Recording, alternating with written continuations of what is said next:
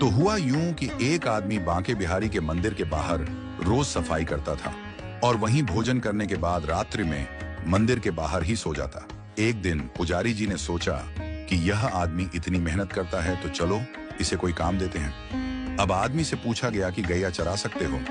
तो उस आदमी ने पूछा कि गैया किसकी है, क्योंकि मैं ठाकुर के अलावा किसी का काम नहीं करता। तो पुजारी जी ने कहा कि गैया भी ठाकुर जी की ही है। तो उसने कहा मैं कर दूंगा। तो पुजारी जी ने कहा कि तुम कल से गैया लेकर जाना और तुम्हें भोजन भी वहां जंगल में ही मिल जाएगा। अगले दिन वो गैया लेकर गया और गैया चराने लगा। रोजाना उसके पास दोपहर में खाने के समय पर भोजन पहुंच जाता था।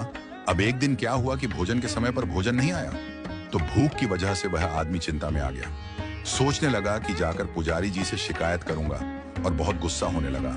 तभी एकदम से पीछे से आवाज आई कि गवाले आजा, अपना भोजन कर ले। और उसने पीछे देखा तो वहां देखा तो कोई भी नहीं, लेकिन एक पेड़ के पास लाल मखमली कपड़े में कुछ बंधा हुआ रखा। वह गवाला वहां गया और जाकर देखा कि वहां तो भोजन रखा हुआ है। उसने उस कपड़े को खोला तो देखा कि 56 भोग तरह तरह का भोजन उस मखमली कपड़े में रखा हुआ था। तो गवाले ने सोचा कि आज भोजन बहुत ज्यादा बना है, तो बनाने में थोड़ा समय लग गया होगा, इसलिए देरी हो गई।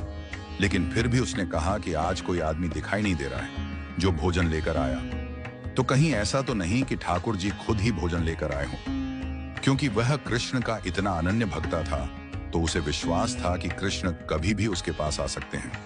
उसने आराम से भोजन किया और वो लाल कपड़े में सारे बर्तन बांध करके शाम को पुजारी जी के पास पहुंचा और जाकर बोलता है, पुजारी जी आज आपका कोई आदमी भोजन देने नहीं आया, मुझे लगता है कि आज ठाकुर जी खुद भोजन देने आए। पुजारी जी बोले कि आज तो भोजन बना ही नहीं, क्योंकि आज तो एकादशी का दिन है, आज तो व्रत है सबका।